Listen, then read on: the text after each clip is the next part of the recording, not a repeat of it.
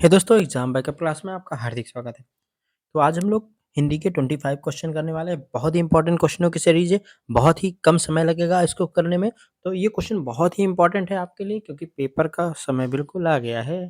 तो जल्दी जल्दी आप और हम मिलके ये क्वेश्चनों को देख लेते हैं, क्योंकि ये क्वेश्चन है बहुत ही इंपॉर्टेंट, जो पेपर में 100% आने के चांसेस बन जाते हैं। तो चलिए शुरू करते हैं। सही वर्तनी पहचानिए। देखिए, एक प्रश्न सही वर्तनी से आएगा। तो सही वर्तनी इसमें क्या है, कौन सा परीक्षा सही लिखा हुआ है? परिवीक्षा या फिर परीक्षा या परीक्षा या परीक्षा? तो दोस्तों, सही जो वर्तनी हो जाएगी वो हो जाएगी परीक्षा। Option number B is the right. आगे बढ़ते हैं।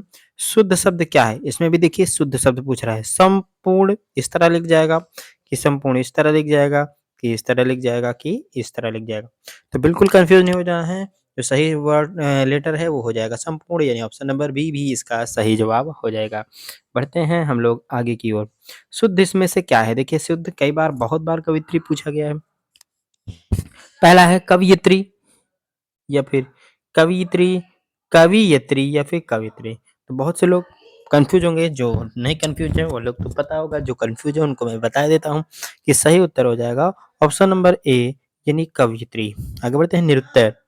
निरुत्तर में कह रहा है शुद्ध संधि विच्छेद क्या होगा? निरुत्तर का शुद्ध संधि विच्छेद क्या होगा? नि उत्तर, नि धन उत्तर, या नि प्लस उत्तर, या नि प्लस उत्तर? तो दोस्तों, संधि विच्छेद की बात करें तो एक क्वेश्चन को संधि विच्छेद भी आता है। तो देख लेते हैं हम लोग। नि धन उत्तर, यानी ऑप्शन नंबर कौन सा सही हो जाएगा? D is the right answer. D आपका सही जवाब हो जाएगा। चलिए बढ़ते हैं आगे क्वेश्चन की ओर। पंचवटी में कौन सा समास है? दोस्तों, समास तो बहुत अच्छा इंपॉर्टेंट क्वेश्चन है और ये आया भी है भाई बहुत बार। ध्यान दीजिए, पंचवटी में कौन सा है? द्विगु है, द्वंद्व है, कर्मधारय है या फिर तत्पुरुष है? तो साथियों, पंचवटी में है द्विगु समास। द्विगु समास क्या होता है? जो संख्यावाची। तो पंच मतलब पांच, तो संख्यावाची। द्वंद्व में क्या लगता है? और कर्मधारय क्या होता है? पहला विशेषण दूसरा विशेष, तत्पुरुष कारक लग के आ जाते हैं। ठीक है, तो चलिए आगे बढ़ते हैं।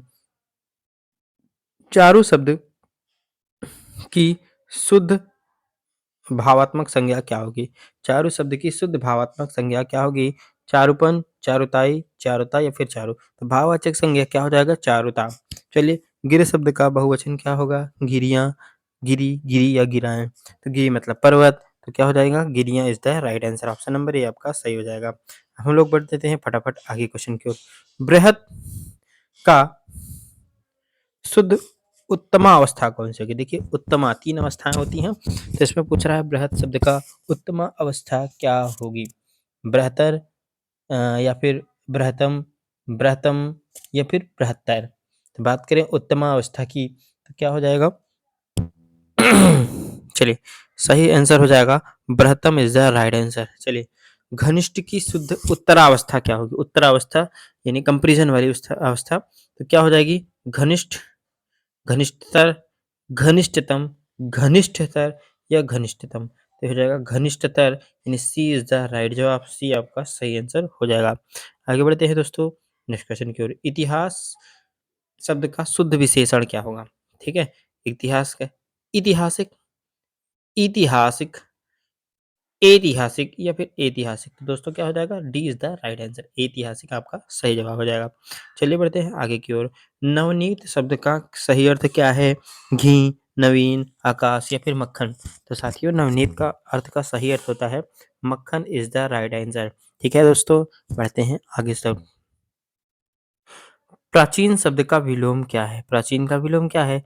अप्राचीन, अतिप्राचीन, अर्वाचीन या फिर प्राचीन?